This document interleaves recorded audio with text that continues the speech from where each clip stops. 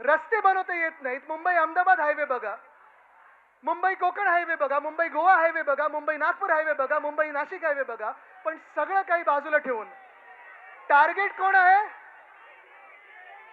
Missing link.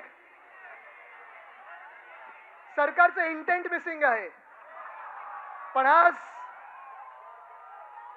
हे सगळं चालू असताना आपण एक तरुण मुलगा अभिजित दिपके, आपल्या महाराष्ट्रातला मुलगा, अमेरिकेमध्ये काम करत होता.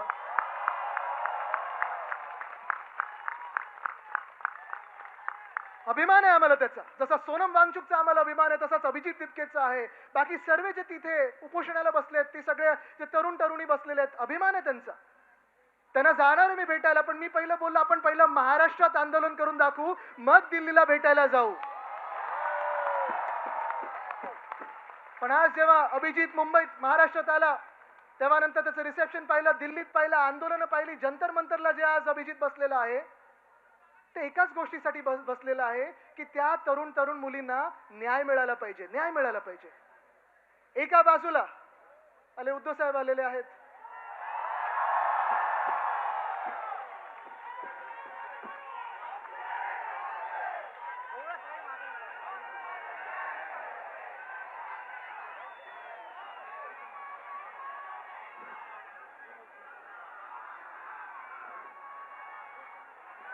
कोण आला रे, कोण आला, कोण आला रे, कोण आला? उद्धव साहेब आगे बढ़ो, उद्धव साहेब आगे बढ़ो, आदित्य साहेब आगे बढ़ो, आदित्य साहेब आगे बढ़ो. भारत माता की,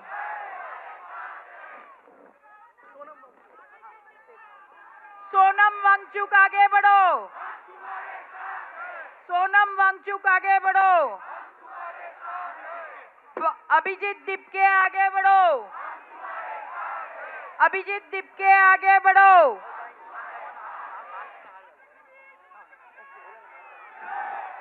सन्मान्य पक्षप्रमुख उद्धवजी ठाकरे हे मासाहेबांना पुष्पहार अर्पण करतायत.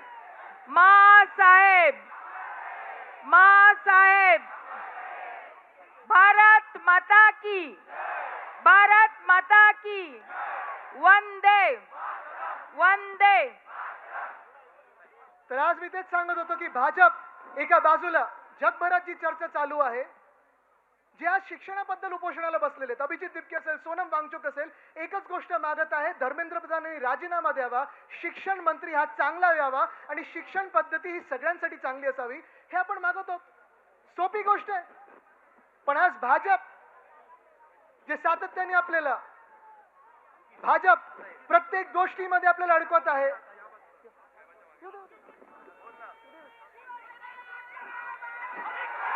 उद्धव साहब ठाकरे आगे बढ़ो. भाजप आपल्याला वेगळ्या वेगळ्या गोष्टी, भाजप आपल्याला वेगळ्या वेगळ्या गोष्टींमध्ये अडकवत आहे. धर्मामध्ये अडकवते, जातीमध्ये अडकवते, प्रांतामध्ये अडकवते, भांडणांमध्ये अडकवते.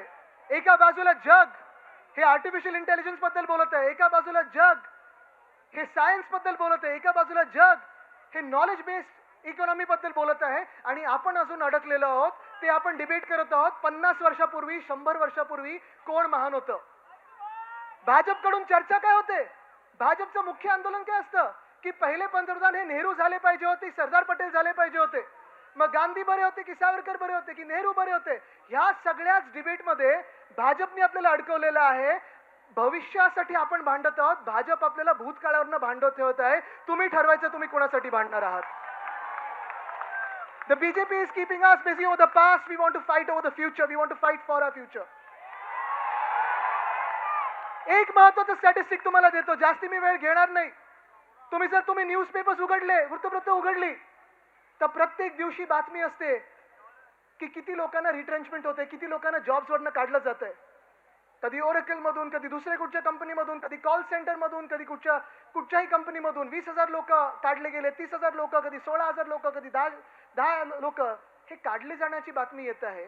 पण अजय बांगा जे वर्ल्ड बँकचे प्रेसिडेंट आहेत, त्यांनी सांगितलेलं आहे की पुढच्या 10 ते 12 वर्षामध्ये जॉब मार्केटमध्ये आपले जे इमर्जिंग इकॉनॉमीज आहेत, आपण समजू आपल्याला इमर्जिंग इकॉनॉमी आहे.